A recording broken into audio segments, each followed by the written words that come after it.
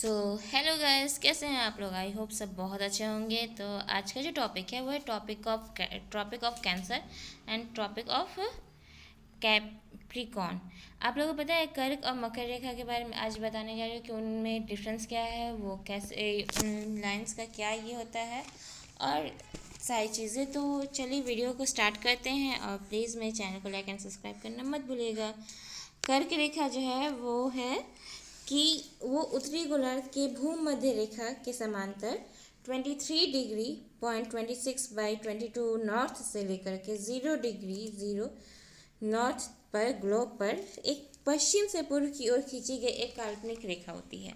Means कर्क रेखा क्या होता है कि वो 23 डिग्री पे वो है जो कि नॉर्थ से वेस्ट तरफ है और ये पश्चिम से पूर्व की ओर खींचा गया एक काल्पनिक रेखा होता है।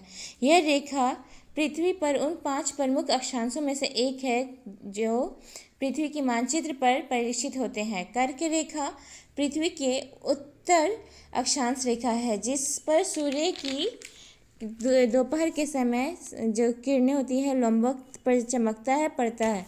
यह घटना जून क्रांति के समय होती है और जब उत्तरी गोलार्ध सूर्य के समकक्ष अत्यधिक झुका हुआ होता है। मीन्स उत्तरी गोलार्ध आप लोगों को पता है कि जून में उत्तरी गोलार्ध झुका होता है, तो इस टाइम में कर्क रेखा पर ही सूर्य की किरणें पड़ती है। इस रेखा की स्थिति स्थायी नहीं होती वरन इसमें समय के अनुसार हेरफेर होता रहता है।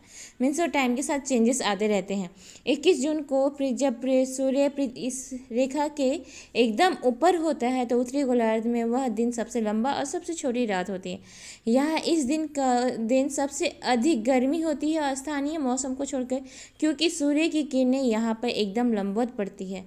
कर्क रेखा के सिवाय उत्तरी गोलार्ध के अन्य उत्तर क्षेत्रों में भी किरणों की अधिकतम लंबवत होती है। इस समय कर्क रेखा पर स्थित क्षेत्रों में परछाई एकदम नीचे छिप जाती है या ये कह सकते हैं कि बनती ही नहीं है। इस कारण इन क्षेत्रों में को नो शैडो जोन भी कहा जाता है। इंग्लिश में इन क्षेत्रों को नो शैडो जोन कहा जाता है। इस कारण समांतर दक्षिण गोलार्ध में एक रेखा होती है जो मकर रेखा कहलाती है। मीन्स इसी की तरह ही मकर रेखा होती है जो कि दक्षिण गोलार्ध में होती है। अब भूमध्य रेखा इन दोनों के बीचों बीच भूमध्य रेखा होती है। कर्क रेखा से मकर रेखा के बीच के स्थान को उष्णकटिबंधीय कहा जाता है। इस रेखा को कर्क रेखा इसलिए भी कहा जाता है क्योंकि जून क्रांति के समय सूर्य की स्थिति कर्क राशि में होती है। डैट मीन्स सूर्य की जो ये होती है उस टाइम में कर्क राशि में होने की वजह से इसे ट्रॉपिक ऑफ कैंसर कहा जाता है। तो सूर्य की स्थिति जब मकर रेखा की ओर होती है तो दक्षिण, तो उस टाइम में उसे मकर रेखा कहा जाता है। तो इसका दक्षिणापन ये जो है इस प्रकार का वर्ष में 6 माह पर होता है।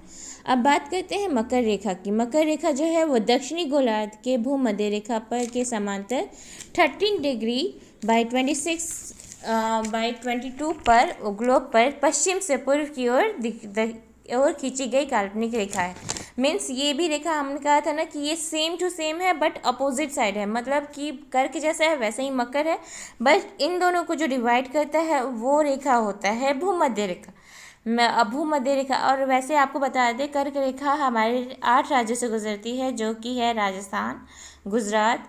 ये कुछ ऐसे राज्य हैं जो कि एक्चुअल में गुजरती है, जिसका आपने पिक्चर्स भी देखा है, मैंने इसका ये किया। तो पश्चिम से पूर्व की ओर खींची गई काल्पनिक रेखा 22 दिसंबर को सूर्य मकर रेखा पर लंबवत चमकता है। मकर या दक्षिणी गोलार्ध 5 प्रमुख अक्षांशों में से एक है जो कि पृथ्वी के मानचित्र पर परिलक्षित होती है। मकर रेखा पृथ्वी की के मानचित्र पर परिलक्षित होती है। मकर रेखा पृथ्वी की दक्षिणतम अक्षांश रेखा है जिस पर सूर्य दोपहर के समय लंबवत चमकता है।